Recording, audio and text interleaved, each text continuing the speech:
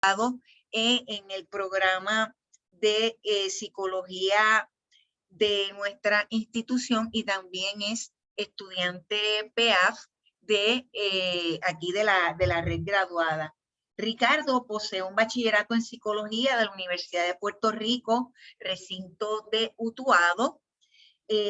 Actualmente es estudiante doctoral, como había mencionado, en el programa graduado de psicología, específicamente en el área académica investigativa. Ha trabajado como profesor de estadísticas en el Ponce Health Science University y tiene pues mucha experiencia, ya sea como analista de datos y como estudiante investigador.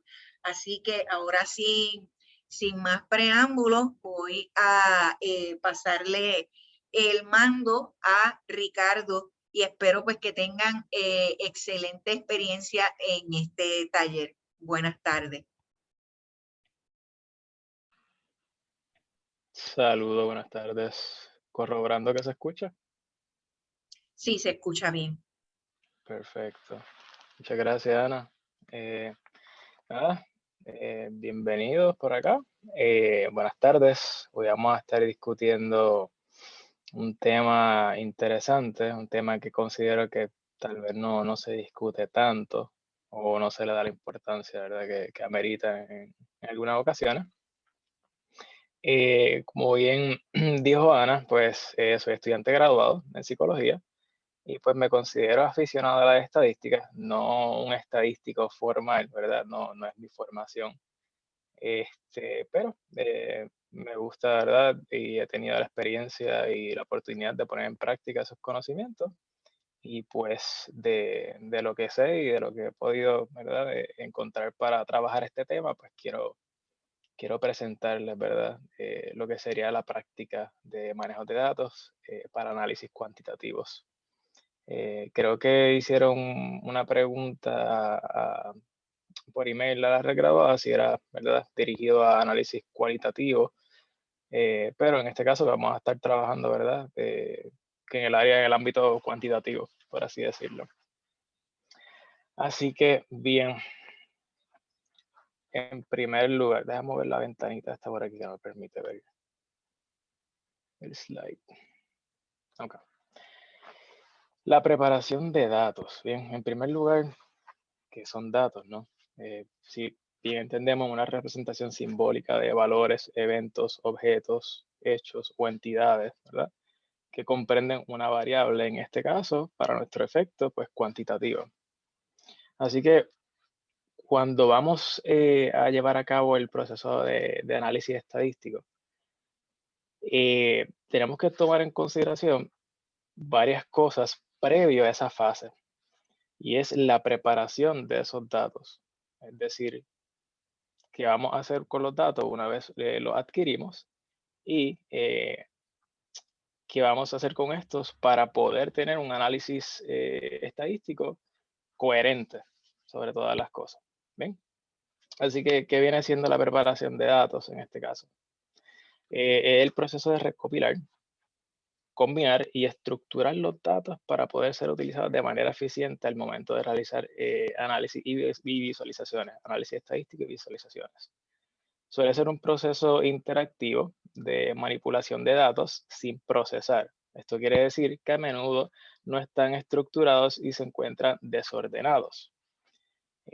Podemos encontrarnos en distintas situaciones en la cual al momento de trabajar con unos datos de un análisis estadístico, pues ya sea porque estos fueron trabajados mediante un cuestionario en línea y los datos, ¿verdad?, son transferidos de una plataforma a otra, pues en ocasiones suelen estar desorganizados y pueden contener errores. Así que esta fase lo que trata es de evitar posibles errores al momento de llevar a cabo el análisis estadístico. Así que se puede ver como una manera de prevención, así se puede decir así. ¿Bien?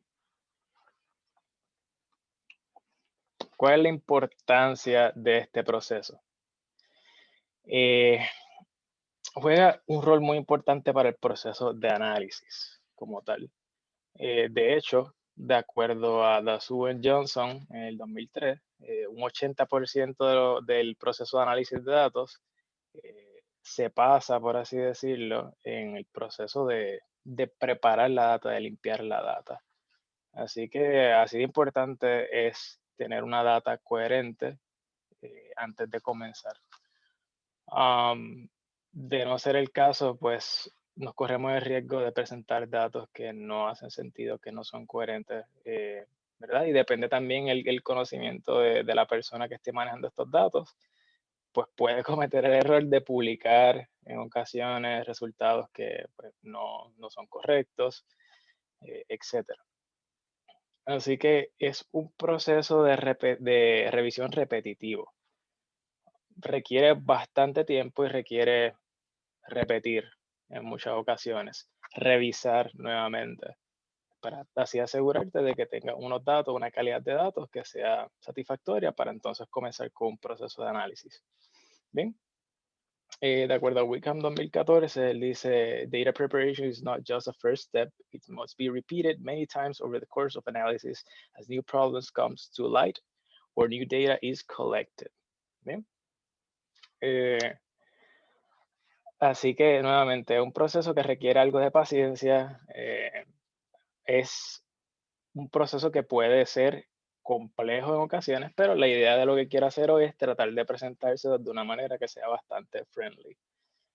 No quiero entrar tanto en detalle, ¿verdad? En algunas otras técnicas que requieren un conocimiento avanzado, tal vez en la estadística, etcétera, sino más bien presentarles unas estrategias que pueden utilizar ustedes para asegurarse de que los datos con los que vayan a trabajar pues, estén correctos. Bien.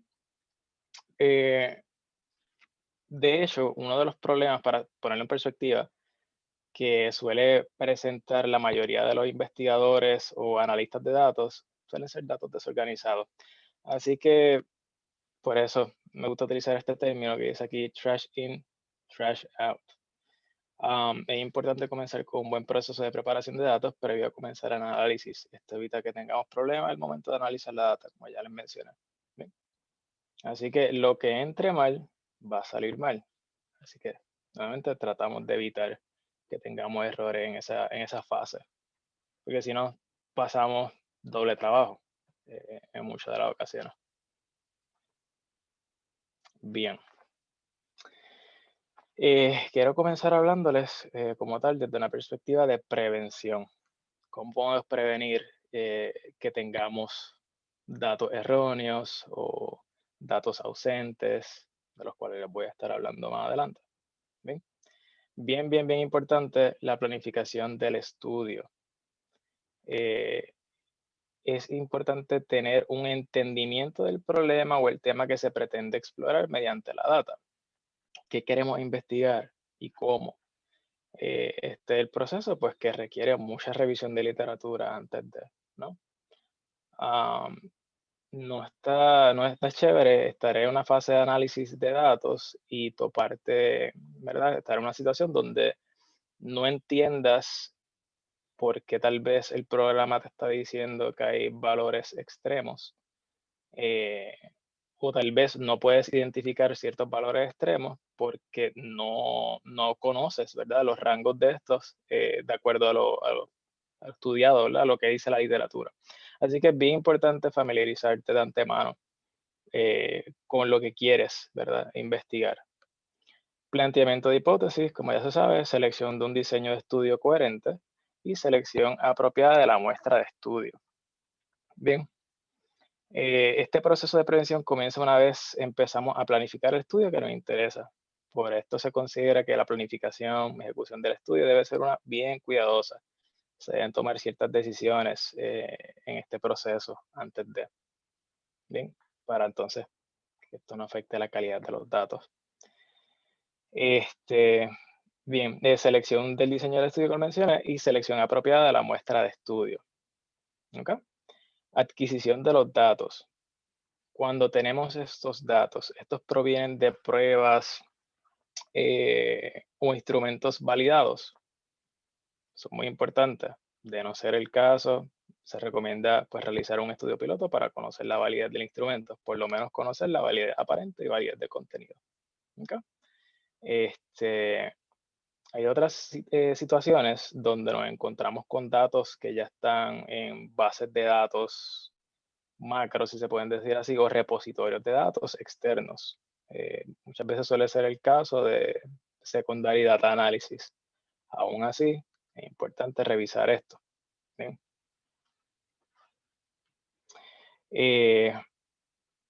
Ok. Bien.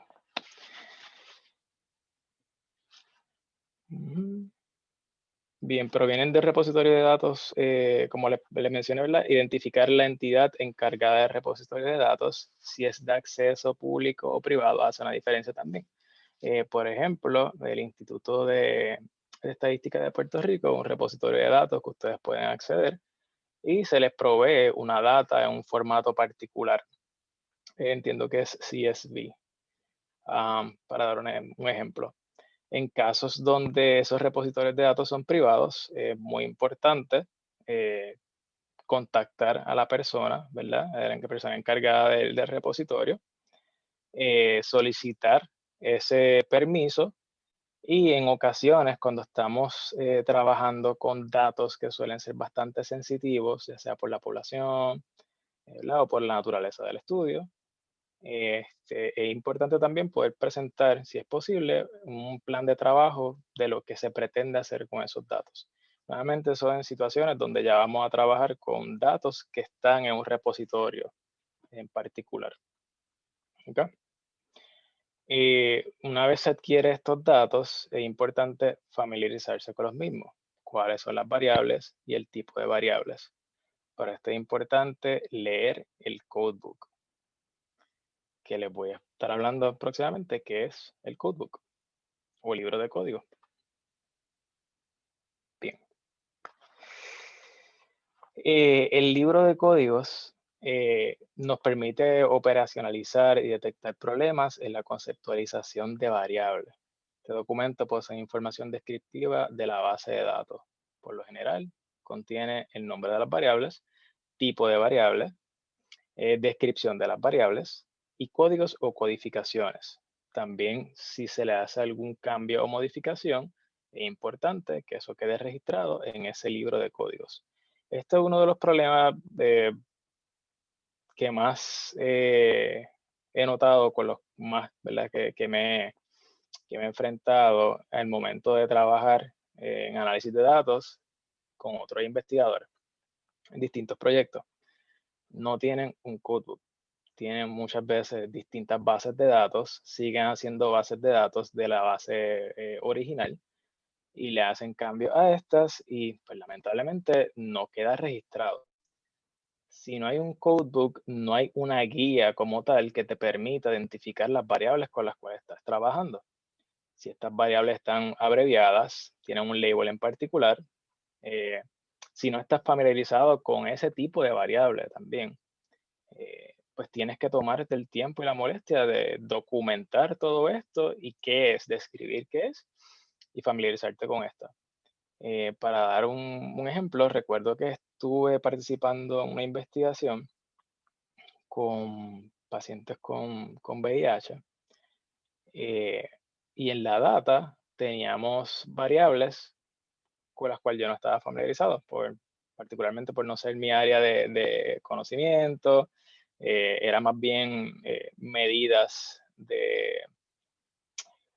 del, wow, del sistema inmune, por así decirlo, no recuerdo el término exactamente, eh, inmunoglobulina, etcétera. Términos que en realidad y variables con las cuales no estaban familiarizados, por lo menos no estaba familiarizado con la forma en que se medía. Recuerdo que una se medía en mililitros, etcétera, y pues si eso no está documentado, te puedes topar con una situación donde no sabes qué hacer o no sabes cómo manejar o trabajar con esa variable. En esa situación, pues como no había un codebook como tal, pues tuve que ponerme a leer un poco en algunos artículos para familiarizarme con los términos, con las variables que iba a estar trabajando, por así decirlo. Así que es bien, bien, bien importante crear un codebook. es parte de ese proceso de prevención. Les voy a estar enseñando ya mismito, ¿verdad? Para que tengan una idea cómo se ve ese codebook y pues cómo está organizado. Depende del programa que utilices. Hay programas que te generan un codebook de por sí, por ejemplo, como SPSS. SPSS puede hacer eso. No obstante, una recomendación que hago es que desarrollen el codebook utilizando algún otro tipo de programa como Word, etcétera. Pueden usar Excel. La idea es que ustedes puedan jugar bastante con ese, con ese documento, ¿verdad? Si tienen que editar en algún momento dado, añadirle alguna información respecto a la base de datos, quién fue la última persona que trabajó esa base de datos, por así decirlo, cuántas personas van a estar trabajando esa base de datos. Eso también es información que se puede añadir en un codebook. Y para eso yo prefiero pues como que un poco más customizado usando Word, por así dar un ejemplo. ¿Cómo se ve este codebook? Esto es un ejemplo. El de la izquierda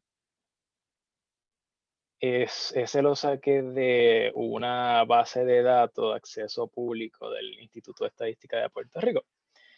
Y como pueden ver, tienen columnas y tienen filas. La idea de esto es que se pueda hacer una descripción. Se le da el nombre, el tipo, si hay un label y pues una descripción de esta. En este caso, el codebook que conseguí de esa base de datos de acceso público, pues lamentablemente solamente tenía 2 columnas con información. Esto pues puede ser un poquito, ¿verdad? Incómodo para trabajar ya que no hay tanta información. En estos casos pues se puede contactar directamente a la entidad y pues solicitarle que tal vez se le provea un codebook un poco más elaborado, etcétera, dependiendo. Entonces, el de la derecha es de un ejercicio de ejemplo y como pueden ver ahí, hay un poco más de información, ¿verdad? De estas variables y se le puede dar más información todavía.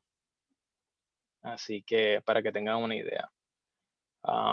Nuevamente, bien importante, a modo de prevención, documentar qué es lo que se está haciendo, con qué se está trabajando. Aquí pueden ver, por ejemplo, en ese codebook de la derecha, los valores que se le son asignados a las variables. Ya sabemos que para este caso, en el reactivo, ¿verdad? La variable de participación, pues en 99 se le da a entender al sistema que va a ser un dato missing. Quiere decir esto, que básicamente pues es un código que se le puede dar a un comando que se le da al programa, en este caso es SPSS, para que entienda que los valores missing les va a entrar a dar ese número. De lo contrario, el programa no te va a dar un número en particular, un valor en particular, simplemente un espacio vacío. Y depende del tipo de missing value, tú puedes jugar con los valores que le quieras asignar. Por lo general se utilizan valores que no vayan a estar dentro del rango y que tampoco se confundan con valores extremos. Es decir, si yo uso un valor como 99 para, no sé, en edad, para decir como que es un dato missing, que está ausente, y da la casualidad que en ese estudio, pues, no sé, se entrevistó, se le hizo un cuestionario a una persona de 99 años. El programa no va a saber distinguir en esa situación. Así que nuevamente familiarizarte con los datos y saber a qué corresponden cada uno de ellos, pues te ayuda a trabajar mejor esta parte y asignar los valores correctos y no tener ese tipo de situaciones. Así que pues nada, eso es para que vieran más o menos cómo es que se lleva a cabo un codebook, cómo se elabora. ¿Okay? Bien, la estructura de la base de datos. Ya una vez tenemos el codebook elaborado, pues podemos pasar a trabajar formalmente esa base de datos. SPSS lo hace al revés, para dar un ejemplo. SPSS se elabora la base de datos primero y de acuerdo a esa base de datos, él te genera un codebook. yo prefiero que se genere el codebook de antemano antes de crear la base de datos porque agiliza mucho más el proceso, ¿verdad? Y nuevamente, como les dije, pueden editar un poquito más. Así que nada, entramos ya en la creación de una base de datos, que es donde vamos a tener organizado todos esos datos. Y pues tenemos que preguntarnos cuál es un formato coherente para entonces tener esos datos organizados. No es lo mismo tener datos organizados de manera random a tener un formato, por ejemplo, como TiData, que es uno de los formatos que más se utiliza. Este formato une la estructura y el propósito del diseño a una base de datos. En general, requiere que cada variable esté representada por una sola columna. Cada observación debe ocupar una línea de la base de datos. Cada tipo de unidad observacional debe estar en una tabla de datos y crear la documentación necesaria, como les mencioné, libros de código y protocolos de entrada.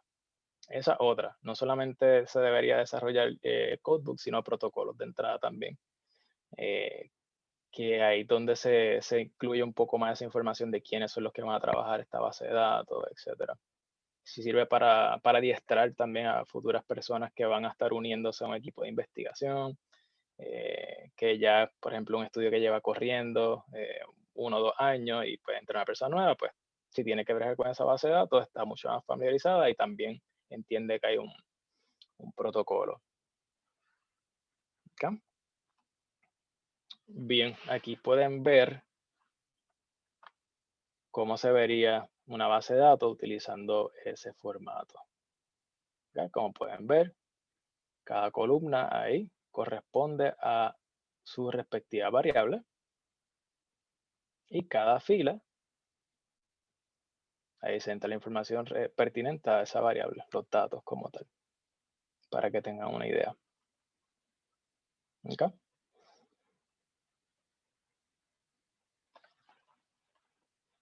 Bien. Ahora bien, una vez organizamos los datos en la base de datos, sus respectivas filas en las columnas, tenemos ya los labels de estos datos, la información pertinente, pues tenemos que estar pendientes a ciertos errores en el proceso del manejo de datos.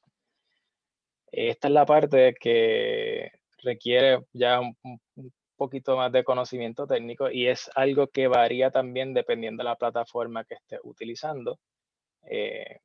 Ya sea, por ejemplo, SPSS, ya sea RStudio, SAS, etcétera, pues va a variar los comandos, pero la idea detrás de esto es la misma. ¿Okay? Así que nada, ¿qué errores podemos encontrarnos en el manejo de datos?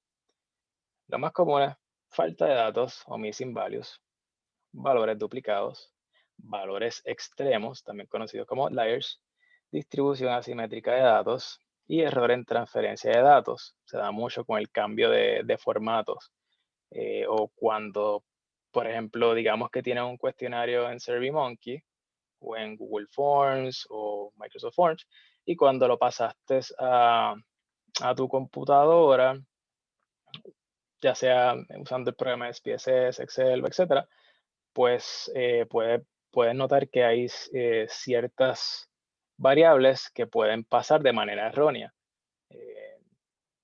Nuevamente puede ser por valores que no se registran correctamente, etcétera. Les voy a ir discutiendo en detalle pronto. Para darle un ejemplo. También puede pasar cuando pasas de una base de datos que estabas trabajando en un programa en particular y la pasas a otro. Por ejemplo, si tenemos una base de datos que estaba en SPSS, que creo que el formato es SPV, cuando la pasas a Excel, porque digamos que la quieres hacer un análisis con esa base de datos y pues quieres usar un programa open source como R, porque SPSS no te permite o está limitado, tienes que pagar, etcétera. Pero originalmente se trabajó esa base de datos, digamos, usando SPSS. Pueden haber errores y hay cosas que el programa Excel pues no va a registrar de la misma forma que SPSS. Así que pues también hay que tomar en consideración cuando se hacen esas transferencias, no solamente cuando se bajan esos datos de algún tipo de documento de cuestionario online. ¿Okay? Así que bien, ¿cómo identificar y corregir estos errores? Ahí entra el proceso de limpieza de datos. ¿Ven? Ya pasamos la parte de prevención, qué cosas tomar en consideración para evitar tener futuros errores en los datos. Y una vez pues ya desarrollamos la base de datos, que es cuestión de, en este caso, de organizarla y entrar los datos, pues tenemos que verificar que los datos estén bien o que si tienen errores, pues sean lo menos posible, etc. Vamos a explorar esa base de datos. ¿Okay? Así que en la práctica, una vez recolectamos estos datos, es importante examinar si cumplen con los respectivos supuestos. En ocasiones, este no es el caso y las técnicas propuestas no se pueden realizar. ¿Okay? Por lo general, cuando se trabaja con sets de datos muy grandes, es recomendable realizar el proceso de limpieza de datos con el 10% de los datos. Si tienes una base de datos que es relativamente pequeña, no sé, 100 o menos participantes, more or less, pues no necesariamente tienes que usar el 10%, pues si tienes la verdad, el tiempo y la paciencia, puedes realizar los respectivos análisis de proceso de limpieza que les voy a explicar, utilizando todos los datos. Pero en este caso, cuando estamos trabajando con bases de datos que son sumamente grandes, pues es recomendable hacer eso, que se puede repetir nuevamente. Les voy a explicar más o menos cómo es que se lleva a cabo en SPSS. En este caso, en SPSS es bastante sencillo. Ahí ya les puse una imagen que pueden ver. Y es accediendo a data. Se seleccionan los casos, cases, random sample of cases, sample, y se selecciona approximately 10% de todos los casos. Y él automáticamente, el programa, va a hacer una selección aleatoria de los datos de esa muestra con los que puedes trabajar y que representan el 10% del total de esa muestra que tienes ahí en la base de datos. Así que el programa básicamente va a ver que él tacha donde están los números en orden, aquí a la izquierda, en esa primera columna, tacha algunos y otros los va a tener disponibles. Nuevamente una selección aleatoria. Así que bien, comenzamos con el proceso de limpieza de datos. Y qué tenemos, ¿verdad? O qué podemos hacer, qué herramientas o qué técnicas podemos implementar. En este caso, pues una de ellas es el análisis de datos exploratorio, EDA, por su sigla en inglés, Exploratory Data Analysis. Este nos permite utilizar métodos visuales para la exploración de los datos y generar nuevas hipótesis para futuras investigaciones.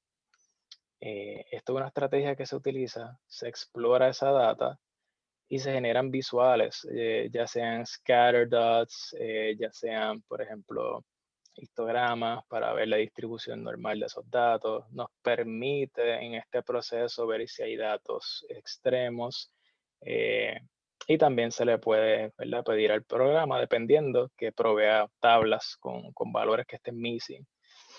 ¿Okay?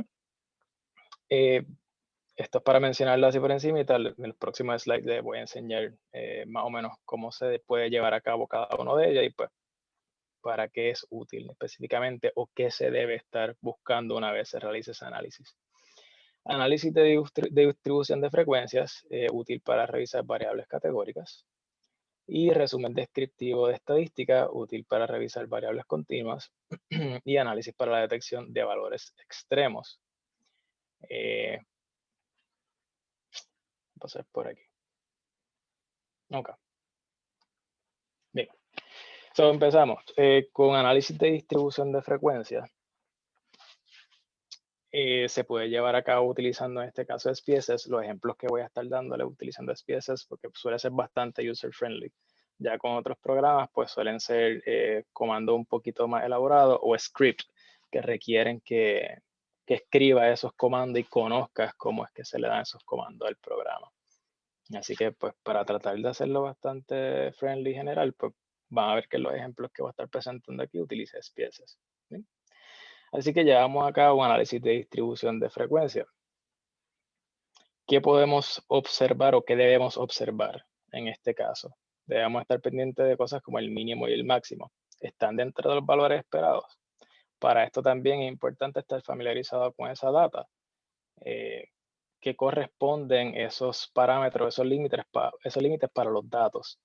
Es decir, si, como les di el ejemplo de edad, ¿verdad? Si yo sé ya de por sí que la edad de mis participantes en ese estudio no excede los 50 años, por así decirlo, yo no debería esperar tener valores que excedan en esa variable de edad, que excedan las 50 años, ¿no? 50.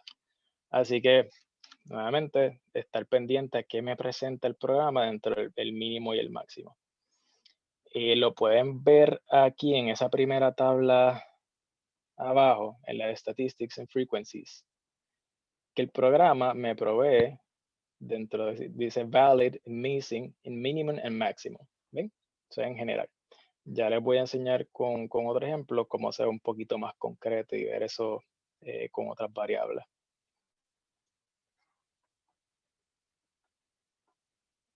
Ok. Así que estar pendiente de eso y estar pendiente de los missing values. En general, por lo menos con las variables seleccionadas en este caso, no tengo missing values según el programa. Eso depende también de las variables con las cuales estés trabajando, pues puedes tirar o seleccionar múltiples variables en este caso y que el programa lo haga con todas ellas. Puede ir una a una, dependiendo nuevamente el interés particular y las variables que sean de mayor interés. Pero sí, en general es recomendable, si es posible, lo hagas con todas para así asegurarte que no tengas errores. ¿Cómo se hace esto en SPSS? Pues mucho más sencillo que en otros programas. Analyze, en la pestañita de Analyze, selecciones Descriptive Statistics, Frequencies, seleccionamos la variable categórica de interés en este caso, y en Statistics seleccionamos el mínimo y el máximo. Y eso es lo que nos provee como tal el programa. ¿Okay? Entonces, pues en esa misma estrategia, cuando vamos a trabajar con variables que son continuas, no categóricas, pues podemos hacer algo similar, pero se hace lo que le llaman un resumen de estadísticas descriptivas. ¿Bien? ¿Cómo se lleva a cabo esto en SPSS? Pues es bastante sencillo y muy similar. Analyze Descriptive Statistics, Save Variables as Standardized Value, les voy a explicar después por qué.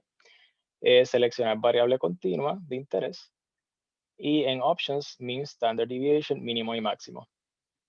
¿Ok? ¿Qué debemos observar que estar pendiente ahí? Nuevamente, al mínimo y al máximo. Aquí pueden ver en esa primera pantallita, ya les saqué un screenshot para que vieran los pasos, cómo fue que seleccioné esas variables y las acciones que tomé para decirle al programa de los comandos.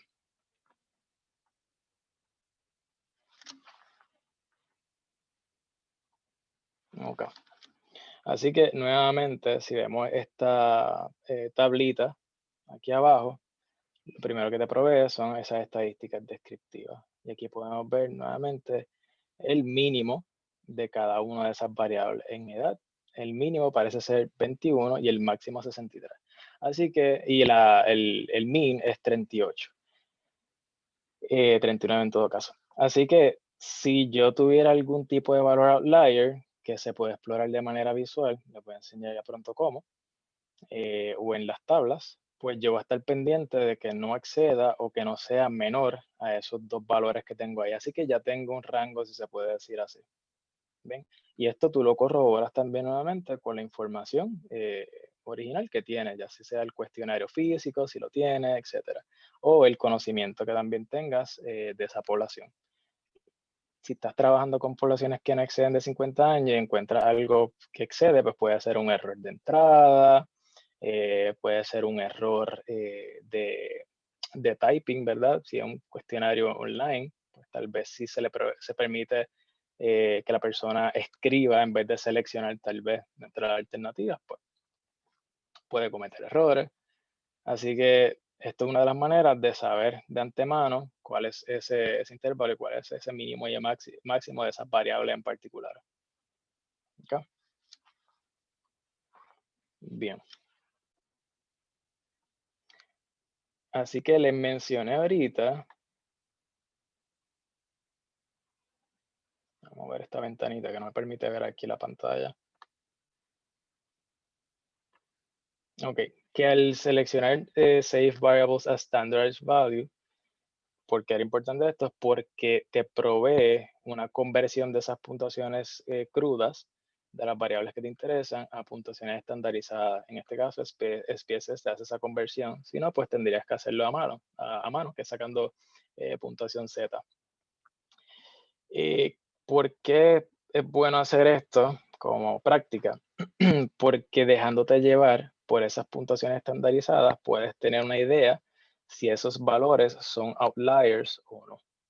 Por regla general, y esto también puede variar un poco, pero por regla general, si las puntuaciones son mayores a 3.29 o a 3, por así decirlo, o menor a negativo 3.29, se considera un valor extremo, un outlier como tal. Es decir, si lo podemos imaginar en una campana, una curva de distribución normal, pues serían valores que excederían ese promedio, por así decirlo. Así que por regla general, pues algo que puedas hacer. Y pues SPSS te hace esto, te coges esas variables que estaba explorando y te crea unas variables nuevas ya convertidas a puntuaciones estandarizadas. Es una manera también de encontrar posibles outliers. ¿Okay? Y eso todo pues con una simple selección de un tick de una de las alternativas que el mismo programa te provee y pues los puedes convertir a valores estandarizados. Bastante sencillo.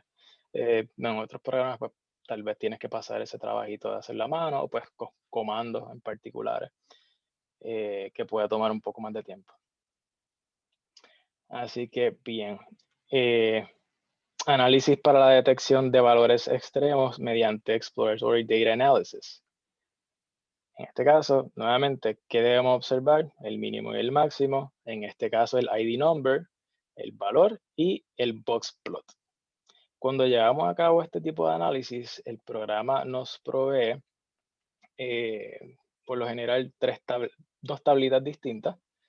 Una de ellas es la de valores extremos, que es la que vamos a estar viendo a la derecha.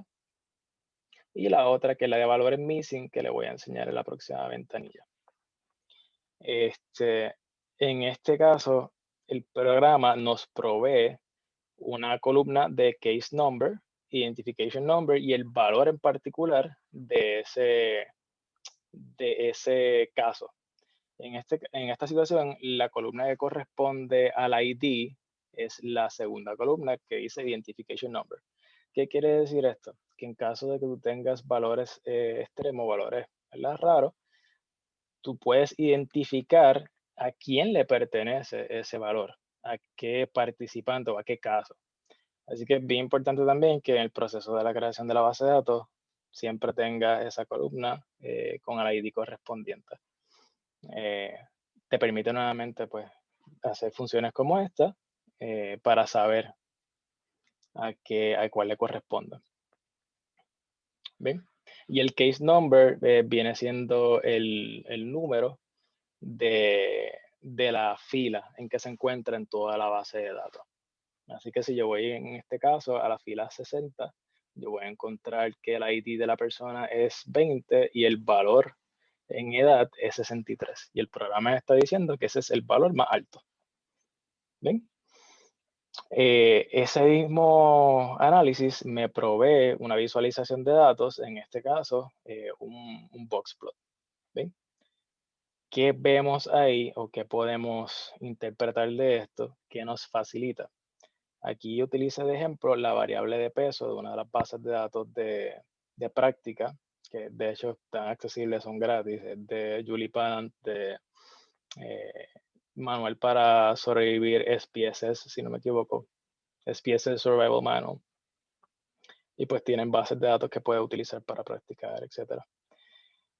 Pues en este caso, como podemos ver en el box plot, en esa cajita, el programa nos va a marcar lo que él cree que son los valores extremos fuera de esta línea del bigote, arriba y abajo.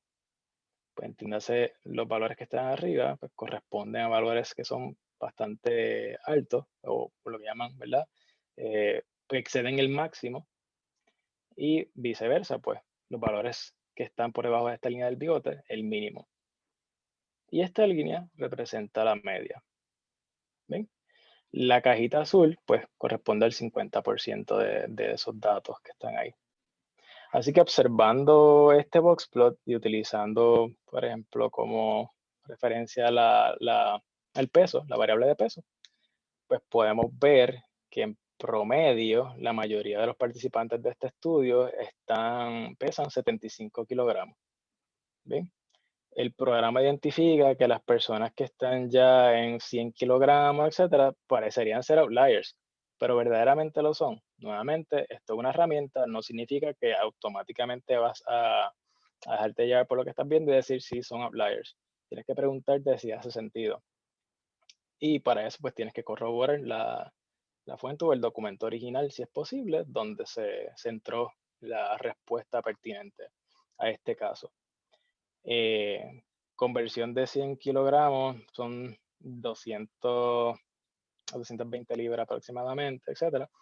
Así que el programa está indicándote que él cree que esos son posibles outliers, pero en realidad no son outliers. ¿Bien? Así que es bien importante, a pesar de que tengas esta herramienta y puedas identificar algunos datos que puedan ser potencial outliers, identifica con tu fuente original donde están los datos entrados y si es coherente, si hace sentido. Por eso es importante tener un conocimiento general de los datos con los que estás trabajando. ¿Okay?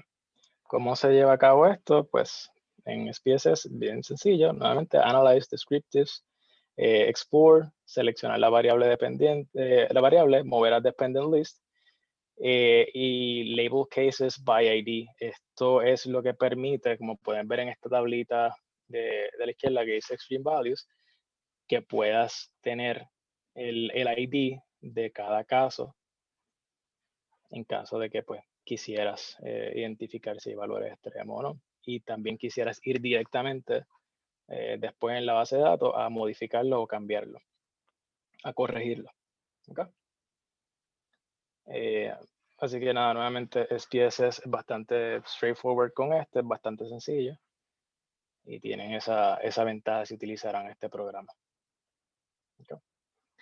Bien, en el caso de valores ausentes, pues utilizamos la misma estrategia y la ventaja está en este caso es que si se le da la alternativa de exclude case pairwise, automáticamente el programa nos va a decir cuál es el porcentaje de los valores ausentes por cada una de esas variables que nos interesa corroborar.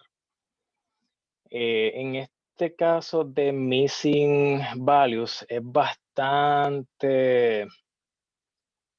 bastante complejo con las cosas que se pueden hacer y dependiendo del tipo de missing value con el que estamos trabajando. No es que encontremos missing values y digamos, pues ya, son missing values y los voy a ignorar por completo, no. Es importante preguntarnos por qué esos valores están missing. ¿Están missing at random? ¿O están missing not at random?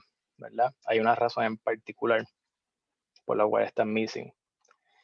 Así que los casos que están missing de manera aleatoria o at random son aquellos que ocurren sin un patrón en particular, usualmente cuando son ¿verdad? Pocos esos missing values.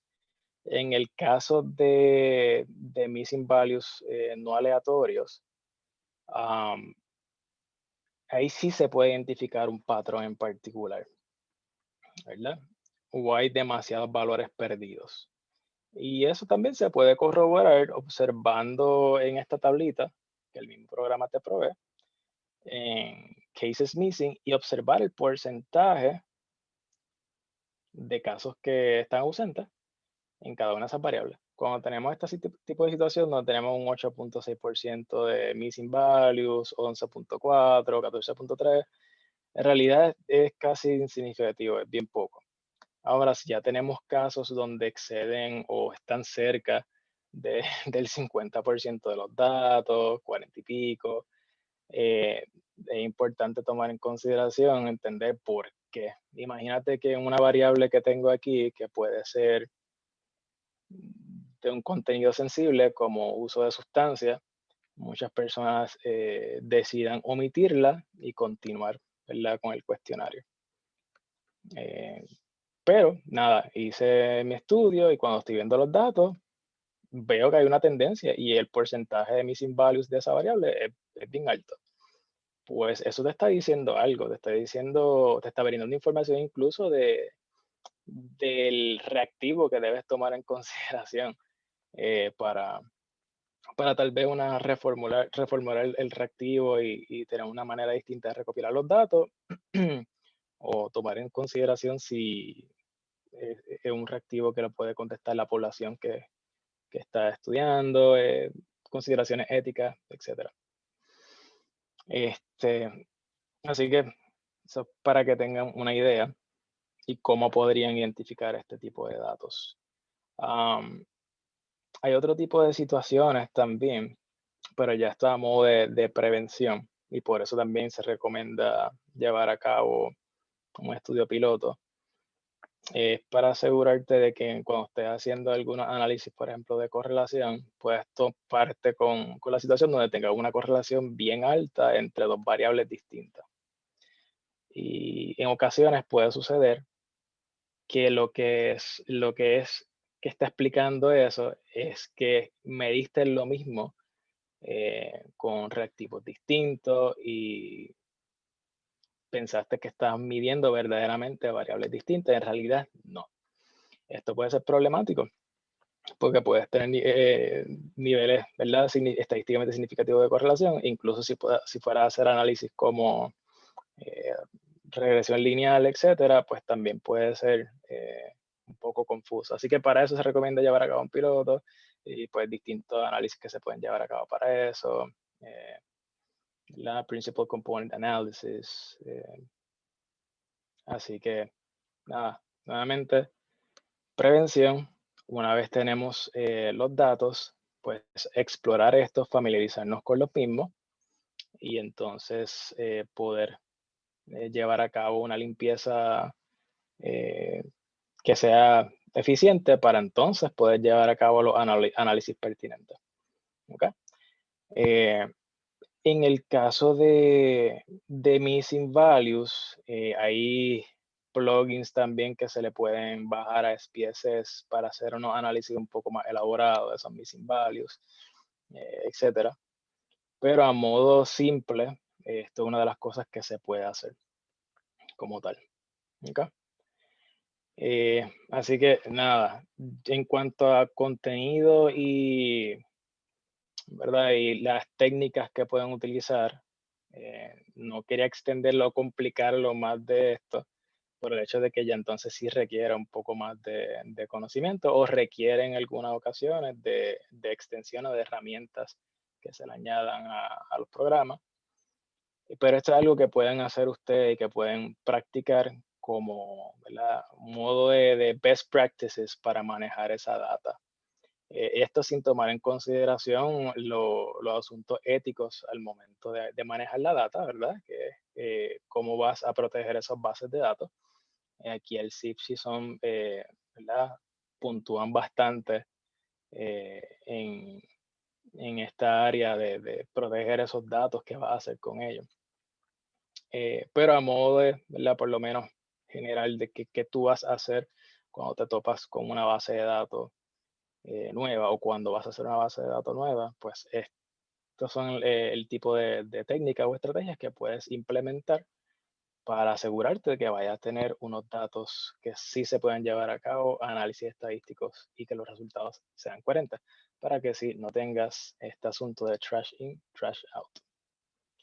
Así que nada, voy a dejar ¿verdad? En cuanto al contenido del taller ahí, esta es la primera vez que doy este tipo de taller.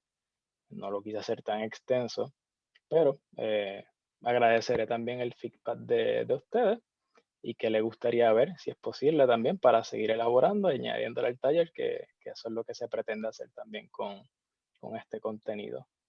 Pero la idea también siempre es que sea user-friendly para que las personas que no tengan un conocimiento bien, ¿verdad? Extenso en la estadística o el uso de algunos softwares, pues puedan entonces llevar a cabo este tipo de prácticas. Así que está bien. Yo creo que estamos bastante bien de tiempo. Ahora son las 6. No sé si tienen alguna duda, pregunta, comentario que quieran hacer. Pueden abrir los micrófonos para hacer sus preguntas.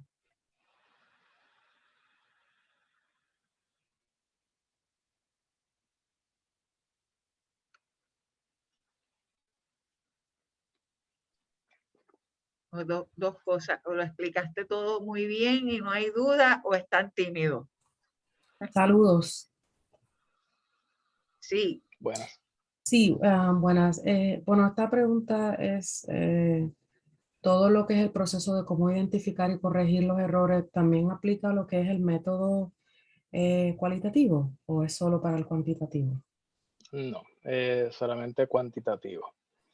Nuevamente ahí puedes ver que hay una diferencia entre variables continuas y categóricas y pues las alternativas de análisis que se pueden hacer con ellas. Pero sí, nuevamente es con propósito o aplicaciones de análisis cuantitativo. Perfecto, gracias.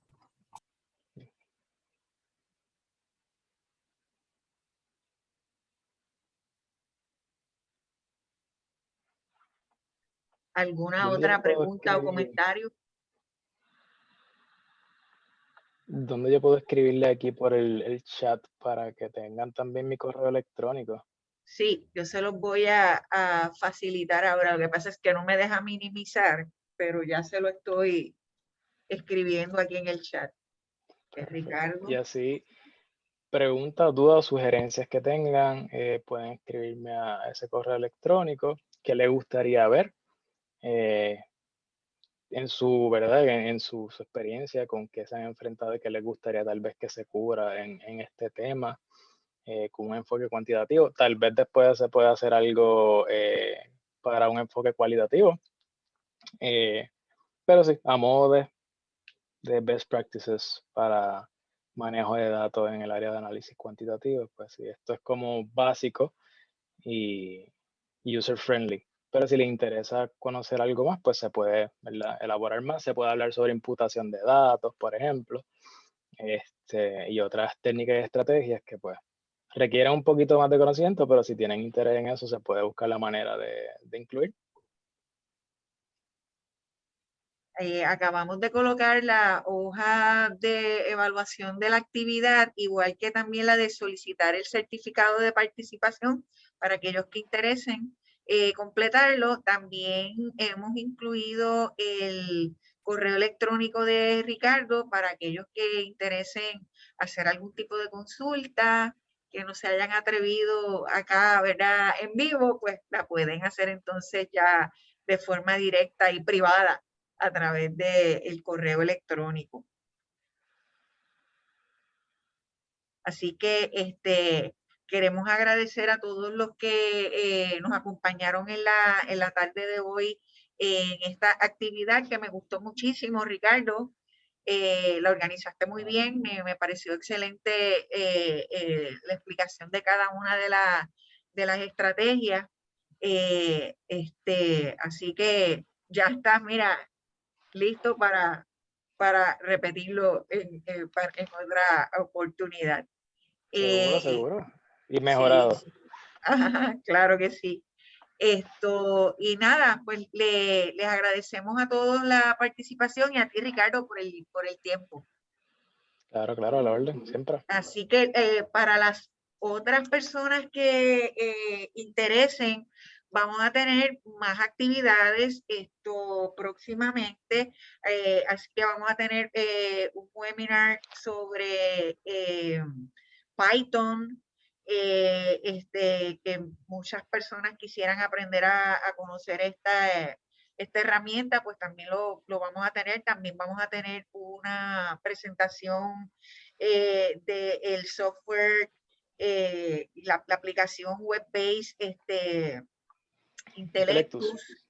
Así que quiero que aprovechen, ¿verdad? Y además de conocer SPSS, vean otras herramientas que ustedes tienen a su alcance para realizar diferentes análisis de datos. También vamos a tener otras actividades dirigidas a investigación cualitativa, así que no pierdan la oportunidad de participar en nuestros webinars y que se registren a través de Eventbrite de la red graduada para que puedan participar y recibir los enlaces para conectarse a cada una de las actividades. Así que nuevamente agradecida tanto a ustedes como a nuestros recursos y les deseo pues muy buenas tardes. Gracias, igual. Bien. Muchas gracias, buenas tardes. Buenas tardes.